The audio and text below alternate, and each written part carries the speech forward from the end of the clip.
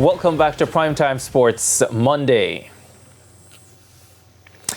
Now, some spectacular showdowns are expected at the Issa Grace Kennedy Boys and Girls Athletics Championships, and the Intersecondary School Sports Association, Issa, has everything in place for the staging of the 5-day event at the National Stadium in Kingston. Denise Walters was there and filed this report. On the eve of the biggest high school track and field extravaganza, Issa is assuring that it's all systems go for Tuesday. At this point in time, everything is on target. There is nothing that no target that we had set ourselves that is off, so we're not worried about anything. The athletes, the entries, everything is going to plan. Everything is falling in place. I just a couple of minutes ago circulated the schedule to all the coaches, so that is pretty much okay. And as you can see on the infield, tents are in place. Everything is being put in place. We have run tests. We did some tests yesterday at about 2 p.m. to make sure all the systems are working, and we are trying to fine tune. So we are comfortable with where we are. At this point in time, we are ready to start tomorrow morning. Anthony Davis, the meet director at Issa, says every year they try to improve on the product, taking into consideration suggestions from stakeholders. One of the things that I know is very topical is it relates to the starting group. We have a technician from High Tech who is here. They are going over the system, but they have always done the different checks prior to the event. So we have a technician who is here, not just to check before champs, but he'll be here for the entire 5 days to troubleshoot if there are any special issues.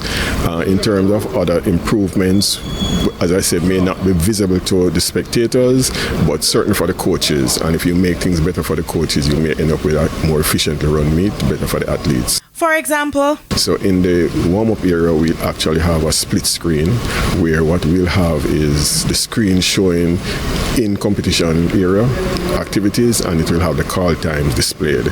So the coaches can get the athletes ready to the call room, because if you're not early to the call room, apart from missing a race, you might hold up the meet.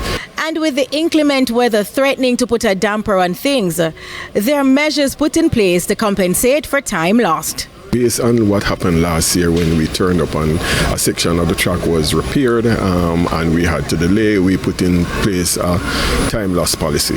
So we actually have a protocol which, depending on how much time is lost, how do we make up for that time? And by making up for that time, I mean within the 5 days. We can't go beyond Saturday, but we can do adjustments. A lot of the athletes are accustomed to training in rain. We are accustomed to competing in light rain.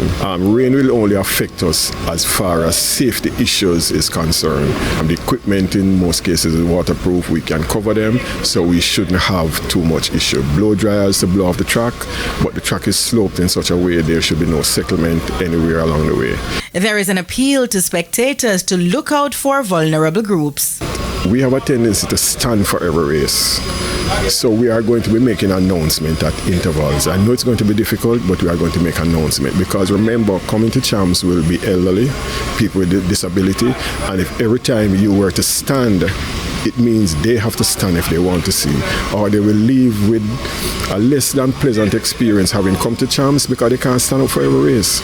And if you sit, you can see everything. And there are some changes to be made at entry points. Every occupant in the car must have a ticket. So it can't be the driver who has a ticket and 4 persons in the car who is going to bring into the compound and they have no ticket.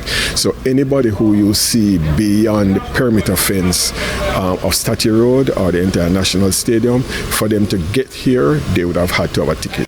Over 2,000 athletes from across the island will be competing, with Hydel and Kingston College looking to defend their respective girls and boys titles.